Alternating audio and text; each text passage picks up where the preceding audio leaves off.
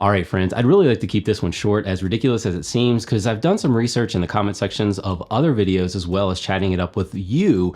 And I want to provide some context as to why this isn't necessarily a silly question for some of your use cases. And I want to help clarify your investment with either of these devices, especially since these two spec'd out devices that I am comparing were the exact same price, although the iPad Pro is still lacking the keyboard and the very helpful Apple Pencil at this price point. But of course, can these devices stand on their own with your workflow, or are they still really just complementary devices? Because this isn't about spec'd out raw performance between these two. And I will of course acknowledge that there are multiple iPads in the lineup at a much lower cost that will serve your needs. But this comparison includes some of the functionality that we're seeing with the M1 chips.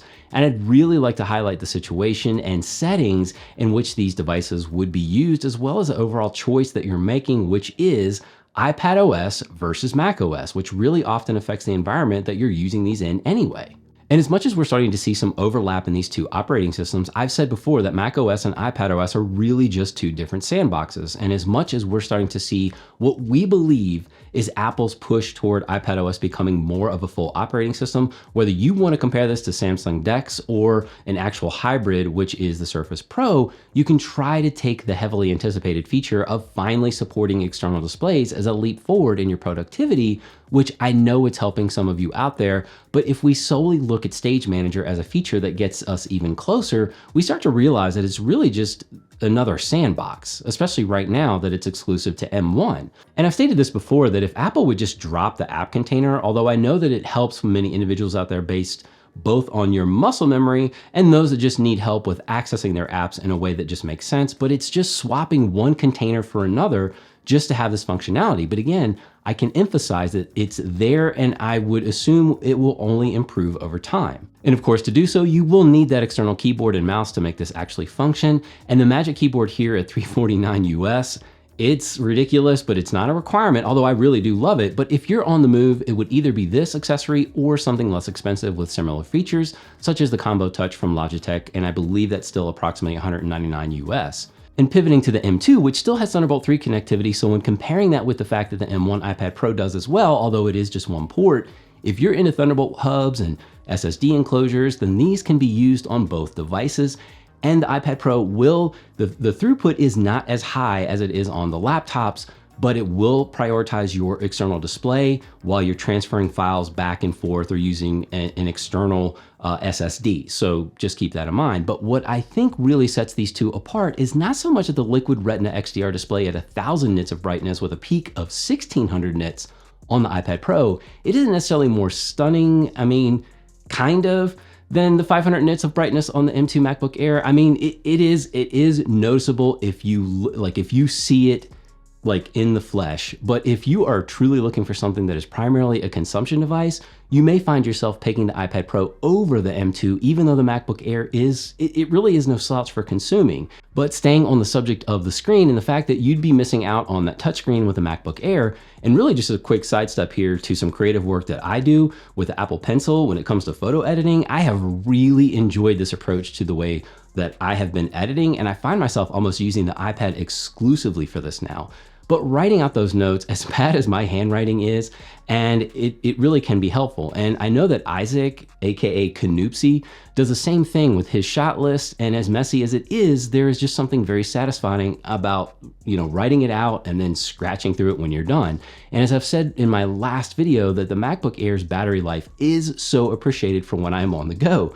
The iPad Pro can get that all-day battery life, but I have often used the MacBook Air over several days without having to charge it, and I can't really say the same for the iPad Pro, but maybe 2 days of intermittent use, but I can go several days on the MacBook Air. And I was even typing out notes for a couple of hours tethered to my iPhone and doing some research online, waiting for my kids to finish up their soccer practice, and the battery on the MacBook Air only dropped 4%. But I want to flesh this out further, because even though most in an office environment needing access to an office suite of programs can get this on an iPad, and with cloud computing and software as a service, there are plenty of options. However, there's still this lean toward a full operating system when compared to a tablet's operating system when you compare the two. And also, not to mention that when we're developing programs, we test on both macOS and Windows, and we run that through Parallels on the Mac, which runs really well. I mean, we have several Macs with Windows on it. However, I do see where those of you out there that have adapted to a tablet only or tablet primarily workflow, and I've done this in my own company, but being in healthcare, it does also help since it's heavily adopted. But I should also highlight the use of the iPad as a student, because aside from those of you who are computer science majors and you may need a laptop, the entire school, at least like using my kids as an example from middle, high school, and then even thinking about college, these devices, they've used iPads exclusively for their schoolwork, the note-taking, even writing out those notes, as I mentioned earlier, projects, and even reading music and recording themselves playing their instruments as part of their homework.